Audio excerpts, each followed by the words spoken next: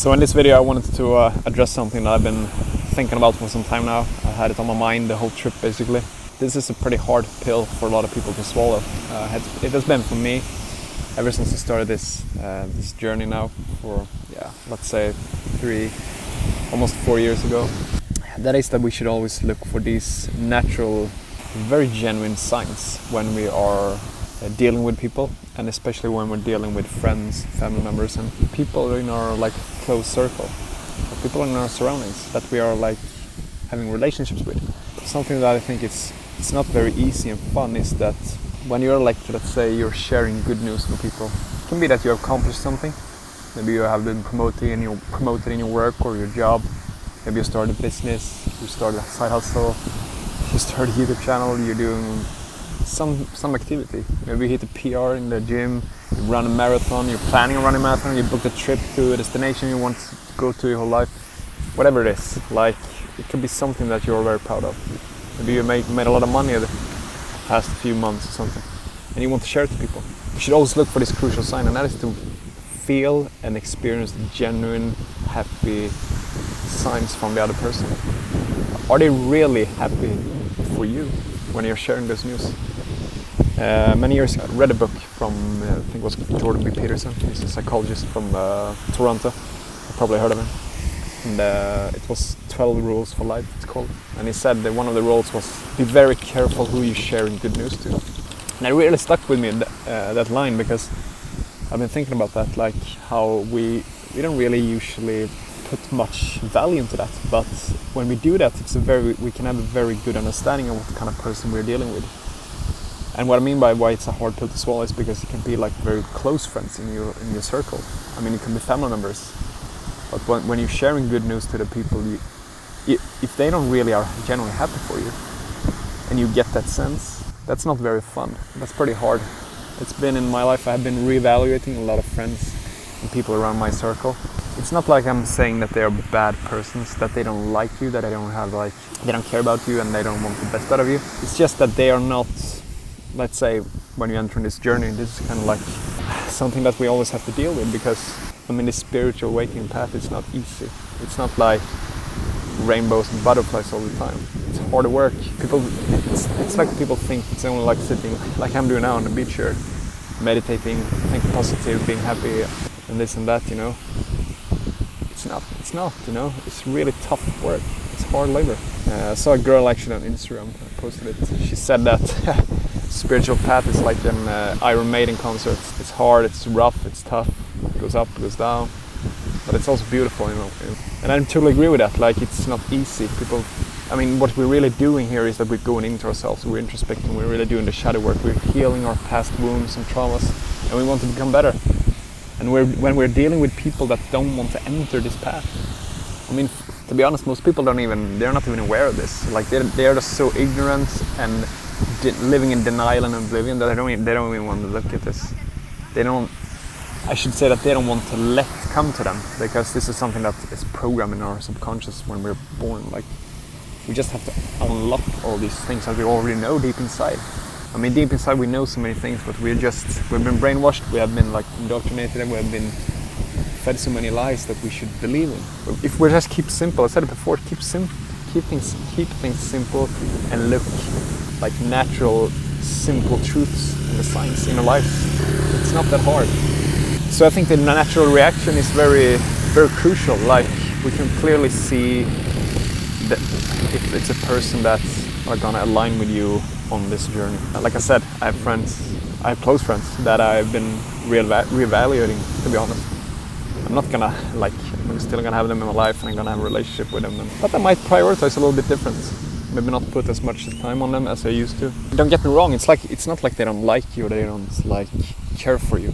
It's more like every time we do something, it's always gonna be a reflection towards them. I said this many times, but if you think about it, let's say you have been growing up with certain friends, you're still friends today, you're hanging around, you have been co-workers, you have been working out together, you have been playing tennis together, you have been going on vacation together, whatever it is.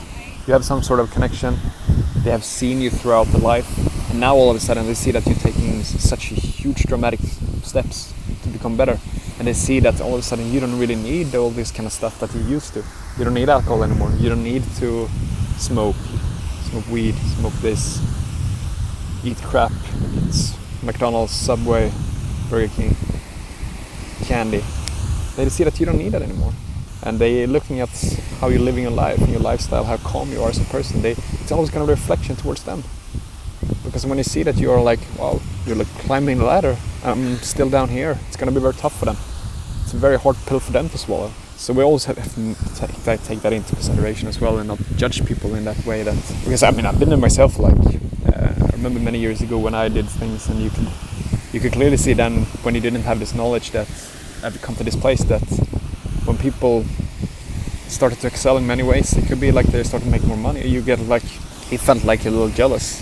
You felt a little like, or maybe they are working out a lot and they're building a lot of muscles, getting amazing physique. And still, many years ago, we used to be the same, and now we're not.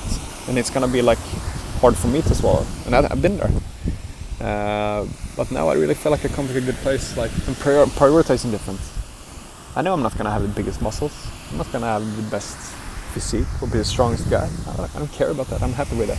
I'd rather put my energy and time on other things. I'd rather read good books and accumulate knowledge and be smart, intelligent. I'd rather focus on that. That's more interesting now. That's more fulfilling. Like making YouTube videos, creating a community, that's much more fulfilling than to focus on just being the best guy in the gym. So when we can come to this place where we accept things like that, I think that's a very good sign as well. So we should observe their behavior, that okay, I can see that they are not genuinely happy for me, and it's okay. I take it for what it is. On their journey, they haven't come to this place yet. I hope in the future they will. And I will let it take the time. But meanwhile, I might prioritize other things and do maybe not spending that much time with them, because until they are come to that understanding in their own life that they want to embark this, that they want to do this work, that they want to become better, and I'm talking about better on a deep level here. I'm not talking like become better in the form of like most people think when they talk about success. You're better if you're making a couple of thousands extra a month, or 10,000. You're promoted and you're doing this job and you have a big company. I'm not talking about that. That's superficial, that's materialistic success. I'm talking about spiritual success here. Deep things. Healing the wounds. That's not many people want to do that.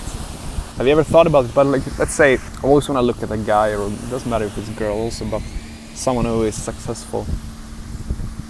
Most people always look at the material wealth. And as a matter of fact, when we look at a lot of people who has gained a lot of wealth, most people are actually lacking a lot of the other most important areas in life. Probably have bad relationships with people.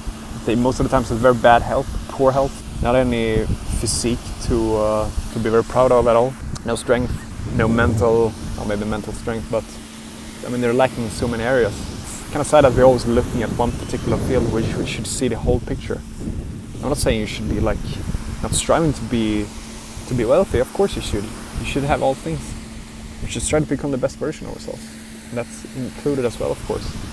But I think that we need to see the whole picture. Like, I mean, the health first of all is the most important thing. So if we can start there, and we can build on to the other. We can have a good solid foundation. Be able to control our desires and build from there. I got a little off topic there, but I noticed this, that environment is so key in all aspects. Now for the past 6 weeks I've been mostly alone, and I've been really choosing what kind of people I want to spend time with. When I'm back home I'm still working with our company and I'm still talking with a lot of people who are, I mean, they are so far away in this that it's no even, you can't even mention anything. Like when you say you're fasting, like, I mean, they don't even know what fasting is basically. It's on that level. Like staying away from food or substances. It's like, what? And I can really feel when I'm back home that how they are affecting me. Like how they're influencing me on a subconscious level. When I'm here, like doing my days as I want. Like I said, I'm very protective with my mind here. I don't want anyone to come in here and put bad ideas in there. So it's so important with the environment. So not everyone is built for this journey. They don't want to do it, and we have to accept it. We have to respect that. I mean, like I can take my mom and dad, for example. They are like, I can see that they're trying a little bit, not that they're even remotely close to where I am. My sisters are more close to me. In that sense, they are embarked this journey somewhat, I would say. They understand a lot of things, but it is what it is, you know. We can only like lead by example, lay out some seeds and make them start questioning things. Like I said, lead by example, do things that we think is the right thing, and they can see it. I'm very happy because I've inspired a lot of my family members that they have started to eating better now, eating a lot of fruits, started eating a lot of salads. So I'm very happy for that, because I've been showing what I've been doing, so they have seen it, they caught up with it. Okay, maybe it's something to it. It doesn't look too old and rubbish. So I mean, it's always things that we can do. Yeah, one thing I also want to mention is that I talked about fasting a lot as well. I think fasting is amazing in many ways, but first of all because of the health part, but also because of the spiritual sense. Because if there's something we usually do when we are like feeling like we want to escape, is that we're always running away to foods all the time. We always want to snack on something. We want to have this stimulant, you know. We want to have coffee, teas. I still drink coffee. It's some form of maybe escaping for me. I don't know. I'm not ready to give it up completely. I don't see the point really in my life at this moment. Maybe because I've given up so many other things. I think we should take it. It shouldn't go too fast. We can't just like. Some people assume we just pull the switch, push the button, and everything's gone. Like it doesn't work like that. Can you imagine how many generations, like first of all, have eat cooked food, maybe drink coffee and stuff? It's so rooted in us. It's insane, and the culture. And we're bombarded with all these temptations just everywhere. It's crazy. So we have to not be too hard on ourselves in that part. But what I want to talk about fasting is that there's the guy, I don't know if maybe from familiar with him. He has a channel called the Raw Life Health Show, Paul Mason, and he. I remember he did a video. He did a 30-day water fast, and he documented it somewhat, I think. So that was one of his spiritual goals, and he said that when you have got to the place in your life that you're looking forward as much as you do of eating to not eating on the days, then you have come to a very good place on this journey. And when he said that, it hit me so hard. Like, I can really understand what he means, because, like I said, we're always running away to foods all the time or something. We want some sort of stimulant. We can basically say that even eating fruits like 10 times a day all the time, that's kind of some sort of escaping. It's some form of running away to something as well, because we're never letting the body rest. It's just because we're doing something good doesn't mean we can overdo it all the time. But it speaks a lot of truth. Like, you can imagine that to get to a place where we're like looking forward, I'm not going to eat on Wednesday. I have Wednesdays off, I have Fridays off for eating.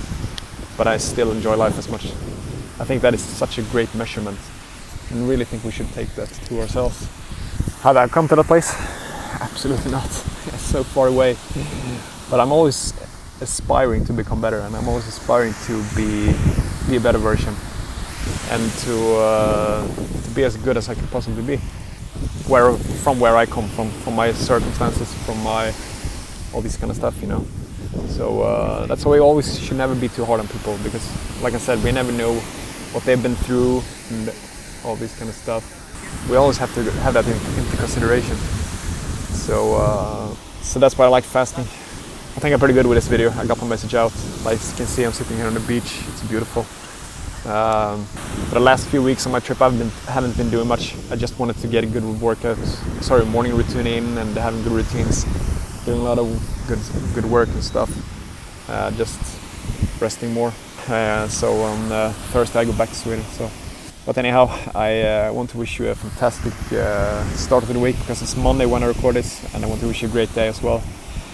Put down in the comment down below what you think of the video, if it was something that I'm missing, what your take is on this. If you have like friends, family members in your life that you feel like they don't give you that really genuine sign that they care about you, like I talked about, or if you think I have no idea what I'm talking about, let me know. Hit the like button as well, and subscribe to the channel. So take care, see you next one.